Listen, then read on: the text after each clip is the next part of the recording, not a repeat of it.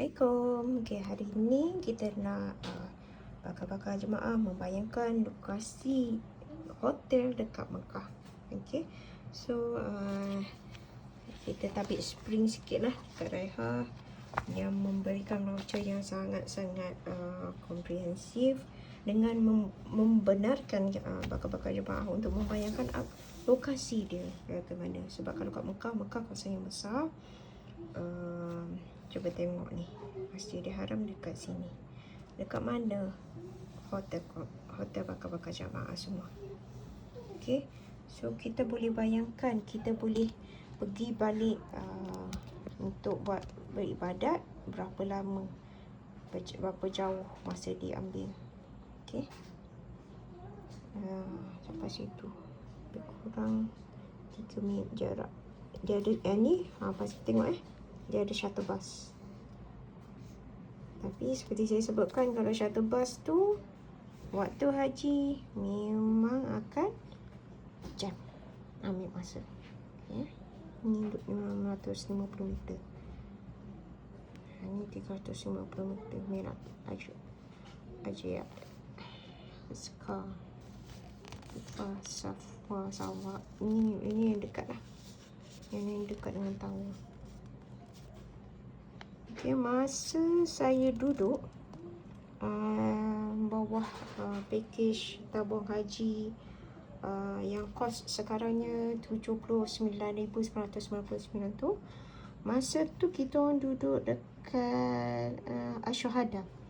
Asyhada nak kata dekat sangat tak, tetapi hotel dia sangat-sangat selesa sebab kat bawah tu ada tempat-tempat untuk lepak. Kadang-kadang kita nak berjumpa husband and wife kan, kat situ kita boleh duduk. Tapi nak tunjuk jarak dia kan, hotel dia lebih kurang dekat mana sini. Ni siapa kan, dia mungkin dekat area sini lah. Mungkin dekat area sini, kawasan sini. Kawasan dia sini. Sebab kita akan melalui tepi sini dan berjalan. Lepas tu ada tempat bas. Mungkin ni tempat basnya. So kita punya hotel dekat sini dan bolehlah berjalan pergi balik tu. Okay. So ni tolong kalau kat Mekah korang tengok lokasinya macam mana. Dan kat Madinah pun sama juga. Madinah dia macam seolah-olah jadi tumpuan. Ni dataran masjid. Dataran masjid sangat-sangat besar. Okay. Jadi dia punya hotel dia semua kat sini. Sini. Dan dia, hotel dia tak tinggi. Okay, kalau kat Mekah tinggi kan? Ni tak. Okay, jadi disebabkan dia macam ni, so memang banyaklah hotel kat tepi. Tapi masa kami di Madinah, kita orang duduk dekat hotel saja. So jauh dia mana pukul baki. Jauh dia lebih kurang dalam 500 meter lah. Dan masih lagi kita boleh jalan, tak jauh mana pun. Kat mana lokasi dia? Ya, besar kan? Tapi kalau yang hotel bawah package tabung haji tu, kalau kat Madinah saya agak cramp sikit. Bagi saya agak cramp. Tapi alah, kita bukan lama pun dekat Madinah, sekejap je, 5 hari je.